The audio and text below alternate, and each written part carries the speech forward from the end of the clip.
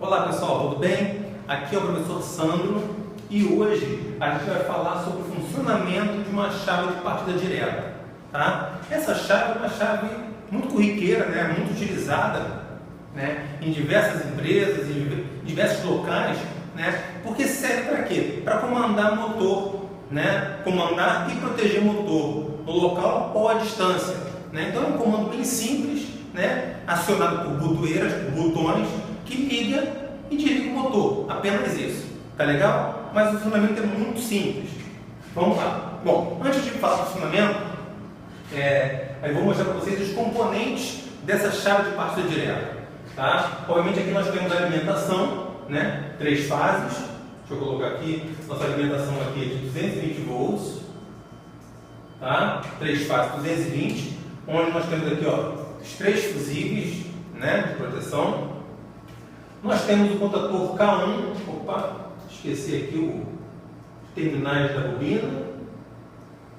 Tem contator que eu chamei de K1, tá? Aqui nós temos os contatos principais desse contator e a bobina. Aqui nós temos o relé térmico, né, o relé de sobrecarga, e o nosso motor trifásico, que pode ser um motor de 3 terminais, de 6, não importa. Já está o fechamento aqui certinho, né? Bom, então, e aqui nós temos esse conjunto aqui, é o circuito principal, tá legal? Chamado também de circuito de força. Algumas pessoas conhecem como circuito principal, outros de força, tá? E aqui é o nosso circuito auxiliar, nosso circuito de comando, tá? Ou seja, esse na verdade é um circuito só, né? Eles são interligados, né? Só que esse aqui é responsável por fazer o comando dessa parte aqui, tá legal? Então como é que funciona isso? Bom, antes de começar, a gente vai falar um pouquinho de funcionamento do contator, né? O contator é uma chave magnética que possui bobina, funcionamento simples, bobina, núcleo fixo, núcleo móvel e contatos. Esses contatos normalmente abertos e normalmente fechados. Quando a gente alimenta essa bobina, o que vai acontecer? Esse núcleo móvel é atraído para baixo, né? Quando a gente chama de a contadora foi atracada, né? Esse núcleo móvel desce, ele é atraído para baixo através da força do eletromagnetismo, e com isso os contatos que estavam abertos vão fechar e os contatos que estavam fechados vão abrir. Tá legal? Bom, vamos lá. Então, o funcionamento do contator simples. E do relé térmico, como é que funciona? Bom, o relé térmico, ele possui 3 lâminas bimetálicas, tá? E contatos auxiliares também, né? E qual é o princípio de funcionamento do relé térmico? Bom, vamos lá. Ele possui uma regulagem, onde você vai dimensionar o seu relé térmico de acordo com a sua carga, né, de acordo com o seu motor, e ele tem uma faixa de ajuste de corrente. Então você regula esse relé pela corrente elétrica que vai circular por ele. Bom, vamos supor que você regulou tudo certinho e por algum motivo houve uma sobrecarga nesse motor. O que vai acontecer? A corrente que vai passar por aqui, né, pelas lâminas do relé, vai ser uma corrente maior do que aquela corrente que ele foi regulada, né? E com isso, como aqui essas lâminas elas são lâminas bimetálicas, né? Ou seja, lâminas é a união de 2 metais diferentes com coeficiente de dilatação diferente. Então, quando essa lâmina esquenta, ela tende o quê? A fazer uma curvatura, ela curva, né? Ela por conta dos 2 metais diferentes. Então, a dilatação é linear, só que como um dilata mais do que o outro, tende a fazer isso aqui. Não é isso? Bom, então assim, só perceba o seguinte, pessoal. Mesmo que essas lâminas elas curvem um para um lado ou para o outro, né? Não sei como é que é internamente aqui, mas vamos supor que seja para esse lado, né? Para a direita, mesmo que ela curve, ela não abre o circuito, tá legal? Deixar bem claro isso. Tem gente, alguns alunos meus, né, Não sei se vocês sabem, eu sou professor também da FATEC, do Rio de Janeiro, né? E assim, alguns alunos acham que assim, Sandro, poxa, se superaquecer, vai abrir ali o circuito. Não vai abrir o circuito, tá legal? Então, essa lâmina superaquece, mas ela continua alimentando o motor, ela continua circulando corrente. O que vai fazer, na verdade, ela desligar? O que vai fazer, na verdade, o circuito de ligar? É a utilização, né, do contato auxiliar desse relé. Então, assim, caso não precisa as 3 lâminas, porque pode acontecer de ter uma sobrecarga em apenas uma fase. Isso é normal, não precisa ter nas 3 fases. Pode acontecer de cair uma fase, né, e o motor funcionar em 2 fases. Né? O motor trifásico, pessoal, ele precisa de 3 fases para funcionar. Mas depois que o motor está funcionando, se você tirar uma fase, ele vai trabalhar, ele não vai parar, ele vai trabalhar, mas forçando, ou seja, ele vai roncar, ele vai fazer um barulho diferente. Só que vocês imaginam o seguinte, tendo uma indústria com uma barulheira danada, alguém vai ouvir um motor roncando? Alguém vai ouvir um motor fazendo um barulho diferente? Não dá para ouvir, entendeu? Então assim, mas o motor vai continuar funcionando forçado, e com isso, essa corrente tende a aumentar, quer dizer, o motor vai aquecer, e se não tem proteção, as bobinas vão entrar em curto parcial, né? Curto entre espiras, depois curto entre bobinas, e aí o motor queima. Aí é só levar, tem que mandar enrolar, não tem mais jeito, tá? Então, para evitar esse transtorno todo, a gente coloca o relé térmico. Ele vai perceber esse aumento de corrente e, obviamente, tem que desligar o motor. Mas para isso, ó, a gente utiliza o contato fechado desse relé no nosso circuito auxiliar. Por quê? Se pelo menos uma dessas lâminas identificar uma corrente acima da corrente que foi regulada, essa lâmina, obviamente, ela vai aquecer mais do que o normal e vai curvar. Ao fazer essa curvatura, ela vai acionar um mecanismo interno, um mecanismo dentro do relé, que vai acionar os contatos, ou seja, o contato que está fechado abre e o outro contato que está aberto fecha. Né? Para proteção, a gente só vai usar o contato fechado. Né? O contato aberto ele é utilizado para sinalização. Caso eu queira sinalizar que esse motor parou, não porque alguém desligou, mas por sobrecarga. Né? Coloca uma lâmpada de sinalização no painel ou numa sala de controle, né? Uma lâmpada amarela, por exemplo, uma lâmpada laranja. Então vai indicar o seguinte: opa, aquele motor ali parou não porque alguém desligou, porque o operador desligou, mas parou por sobrecarga. Vamos lá ver o que está acontecendo.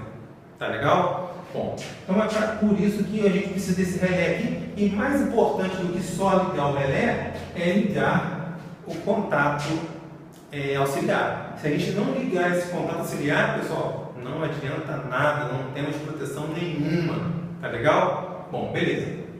Vamos lá agora para o nosso circuito auxiliar. Simples.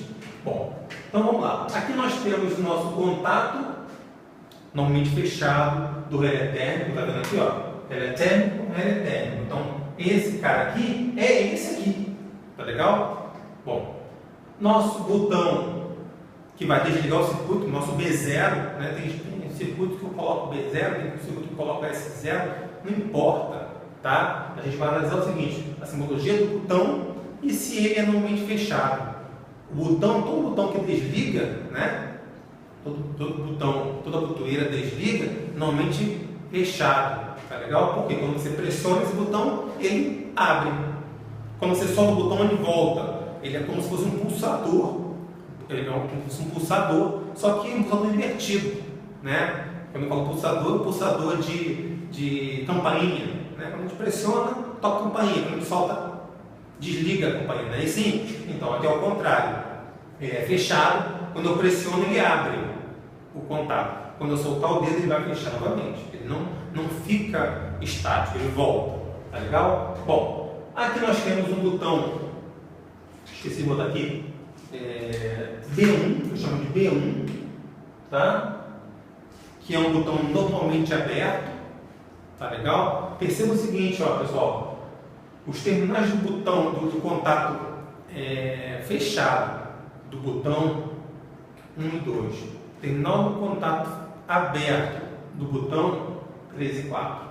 Tá legal? Então aqui, ó, botão normalmente aberto, é um botão que vai ligar o circuito, é a mesma configuração do botão do pulsador de campainha. A gente pressiona o botão, o que vai acontecer? Ele vai fechar o circuito. Quando eu soltar o botão, ele abre novamente. Tá legal? Aqui nós temos a bobina do contador K1, ou seja, essa bobina aqui é a mesma dessa aqui, só está representada aqui para representar o contador, mas essa bobina é essa aqui. Tá legal? E um contato auxiliar do contador, né? O contador ele pode ter contatos principais e contatos auxiliares. Tá? Todos os contatos principais são sempre, é o contato principal por quê? É o contato que é um contato um pouco mais robusto, né? Para suportar a corrente da carga principal, que é no caso aqui é o motor. Os contatos auxiliares, eles são contatos menos robustos, ou seja, ele não precisa de ser um contato para suportar uma corrente maior, porque a corrente do circuito auxiliar, ou circuito de comando, é uma corrente baixa. O único consumidor que nós temos aqui é a bobina, né? Corrente muito baixinha. Se caso a gente colocasse uma lâmpada de sinalização, né, também entraria ali, mas assim, a corrente é muito baixa. Então, por isso que os contatos auxiliares eles são menos robustos que os contatos principais. Então, retomando aqui, a contatura pode ter contatos principais e auxiliares. Tá? Todos os contatos principais são sempre normalmente abertos. Sempre normalmente abertos. E os contatos auxiliares podem ser abertos ou podem ser fechados. Tá legal? Então, num contador, eu peguei um contato auxiliar e liguei em paralelo com o meu botão B1, ou seja, meu botão que liga o circuito. Tá?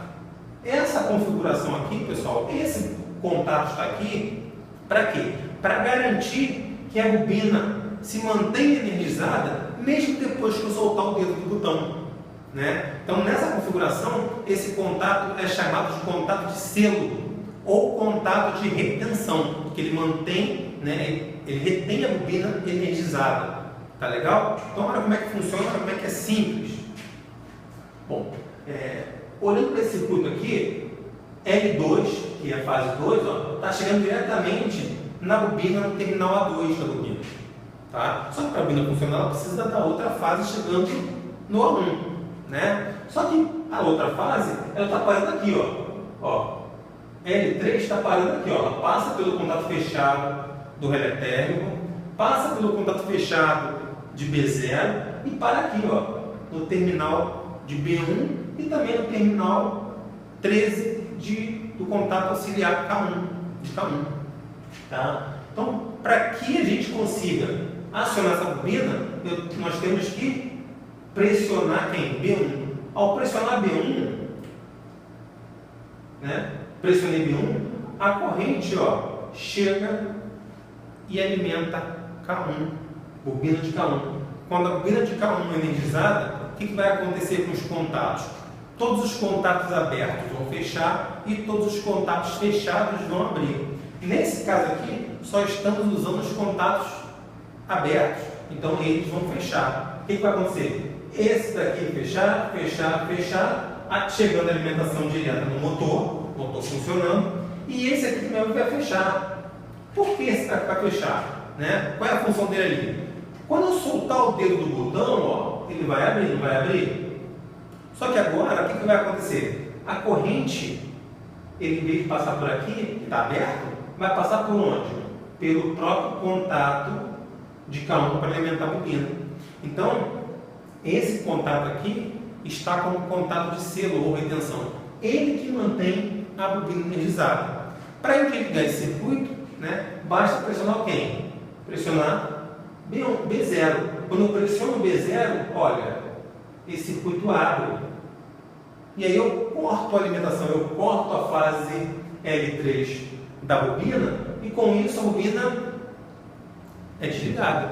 Ela desligando, os contatos vão voltar para a condição inicial, de normalmente aberto. Então, esse contato vai abrir, tudo ao mesmo tempo, tá, pessoal? Esse vai abrir e esse vai abrir, tudo ao mesmo tempo.